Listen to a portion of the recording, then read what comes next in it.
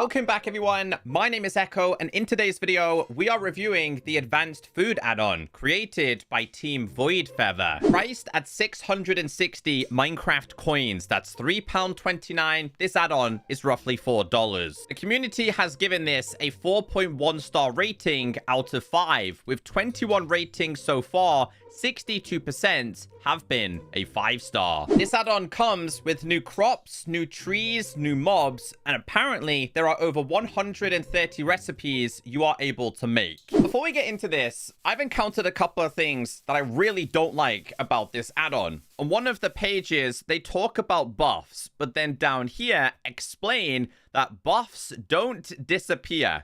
That means if I was to drink this milk bucket, the buffs on the right-hand side of the screen are going to come back. You physically cannot get rid of this. I have these all of the time, even if I die. So today's video isn't on 2x speed. It's just the fact that I cannot get rid of these. Whoever thought that was a good idea is beyond me. I don't mind getting buffs from specific foods, but this is a little bit too much. But let's get started with the basics. There are plenty of things in this add-on that I did enjoy. Now, when you join a world for the first time, you will be given the advanced guidebook. This can be placed on the ground, which is something that I do enjoy. It just says, welcome, explore 100 plus delicious new recipes and discover a variety of fresh crops and fruits to cultivate. Now let's get started with the knife. I love when these get introduced. So to make yourself a knife, you're going to need a stick and 1 iron. You can do this in the player inventory and crafting like this. It's not shapeless, so you are going to have to do this in this specific recipe here. Now, it describes that this can actually cut up specific meats and potatoes, for example. So if we open this, these are all the things we are able to cut up. Now, in order to do this, place this in here and place this below it. Again, it's not going to be shapeless, so you have to place them exactly like this. So cutting up beef will give you raw beef slice. I don't like the fact that it moves my knife, though. That's something I didn't enjoy. But we can get raw chicken nuggets. I like that. Let's see what the pork chop creates. Bacon, that makes sense. This is cod.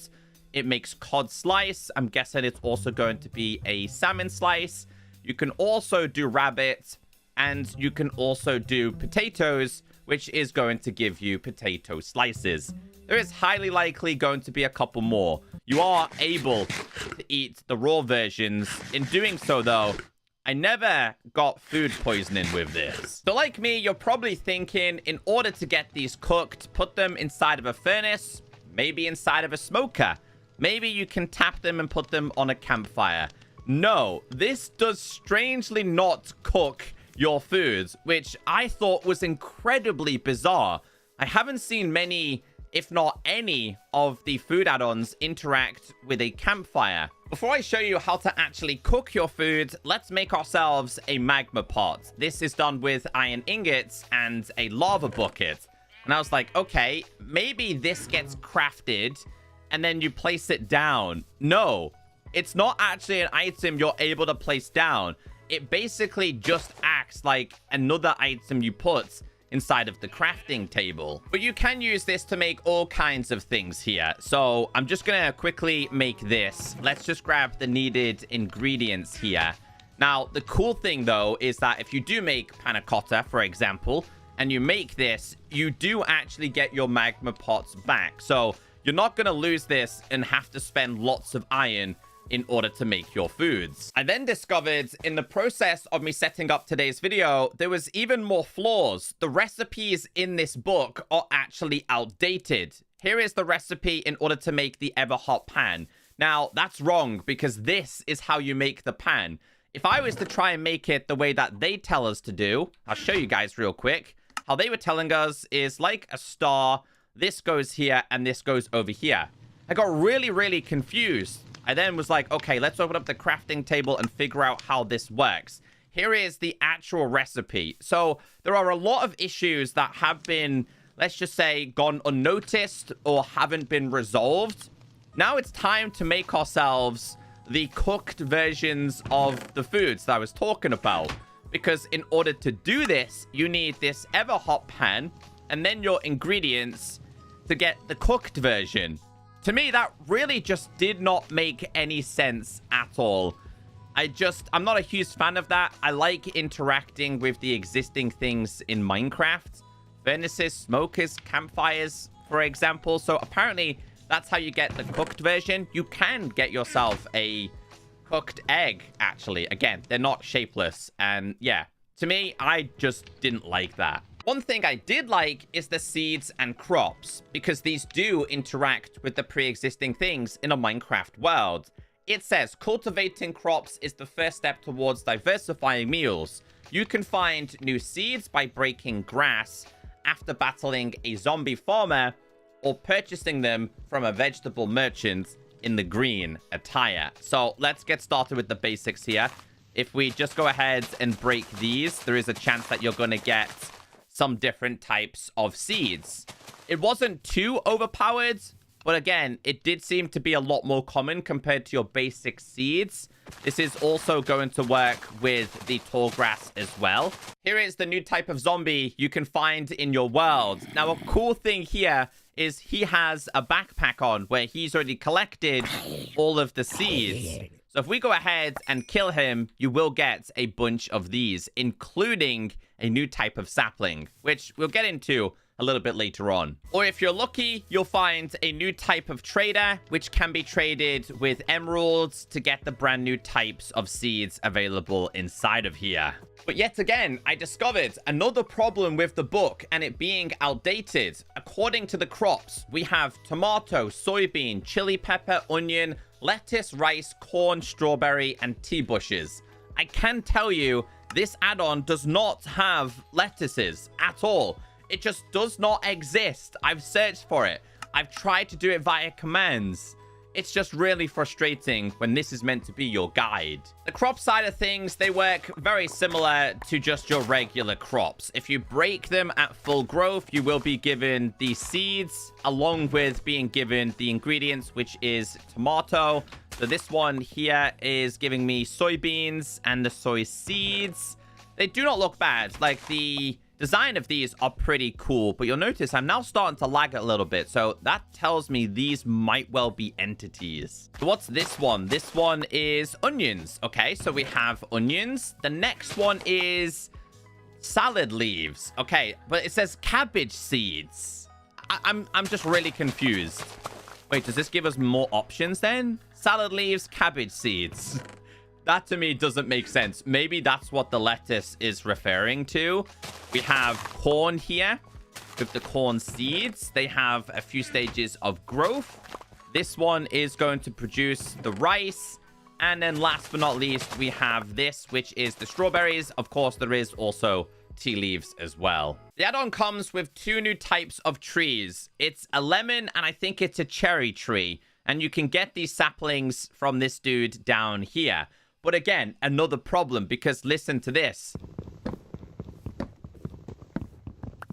Why is breaking leaves the sound of breaking wood? It just didn't make sense. I've actually just spoiled it there, because you can actually tap on these by tapping on the so-called leaves that produce certain things, like cherries or lemons. You can actually get the lemons. So you can just tap on these. Here we go. Is it this way? That's not let me do it. They need to be at full growth. Let me show you the lemon one, for example. If you place this down and you bone meal it, you can see they are not fully grown. If you tap on them with bone meal, which I don't think is mentioned in the book, by the way, you can then break this and get yourself the lemons. I know all I'm doing is complaining, but people are spending real-life money on this content. Now, up here, another problem with the recipe. You can see as much as I can, that is a bowl, that is chicken, and those are regular apples, right? I can tell you, I was trying to make this inside of here. So this would go like this and like this. Now, if you want to be more specific, that's how they did it. That does not produce this. That is because I had to make myself these. Now, these are baked apples, but there's no mention about having to bake them. Do you see how there is a problem? And I'm only complaining because people are spending their hard-earned money on this content. Anyway, you can cook apples. And in doing so, you can then make what it's saying you can make. Open up this. We're then able to make ourselves a chicken with apples sandwich. The cool thing I will say, though, is that unlike other add-ons, if your hunger isn't down, you can't eat the food. Maybe you wanted to make yourself a baguette. We've seen this in a couple of add-ons, but I kind of like this. It's just a really cool and quirky thing. Oh, we could actually make ourselves some toast here. Oh, that's cool. But we'll make the baguette for now. And then this, again, another outdated recipe inside of here. You can see the recipe is bread. It's going to be this, which is beef, and then another bread, tomato, and cheese. If I follow this the exact same way in the book, you'll see that this does not work. This has to go here. Again, just make the recipes shapeless. I'm following it exactly how they've guided. Apparently, that is how you would make yourself a burger. Like I mentioned, I have no problems with the buffs, only that we cannot get rid of them. I kind of enjoyed how they worked. So let's make ourselves some donuts. Open up this. Let's make ourselves some dough. Water on its own, by the way, will produce salt. Let's put this here. Next, let's grab some milk and some honey. This is going to make us some cream. You do get your bucket back, I like. And then with the dough that you have created, I'm just going to grab 2 extras, open up this. You're then able to make yourself some donuts, and you get 8 of these at a time. And that's where some of the buffs come from. There is bigger buffs available as well. Other cool things you're able to make. Grab your knife, grab the dough, open up this, and you can make yourself some pasta. You can then grab the pasta and a pot. And again, this is really weird to me. Pot goes here, pasta goes there, and apparently that's cooked. It doesn't add up in my head. You can also grab this, and this. I think this is going to make an egg sandwich. Toasted with egg. Yes. Okay. Not bad. And then other things I really enjoyed with this is the juices you're able to make. I really liked that they've interpreted glowberries into a glowberry juice. Don't know if this is going to give you like a night vision effect. That would have been pretty cool for a limited time. And then you can make crazy recipes. This might make a pizza here, right? Pizza. I don't think these can be placed down anywhere, though. I also discovered there is a crazy recipe, which is the Supreme Dragon Egg. This is how you make it. So I want to see what this does for us. Supreme Dragon Egg. Let's consume this. Oh, it gave me jump boost. Is that like one of the super abilities? Maybe that is. I also liked that we have this. Now, let's just grab this, and this, and open this. We have nether stew. They should have done like a nether suspicious stew. I'm not saying this is a bad add-on. There's just a lot of flaws. I'm not going to go through all of the recipes. I think that's for you to do if you do purchase this add-on. But in my opinion, I would be avoiding this add-on until they fix those issues.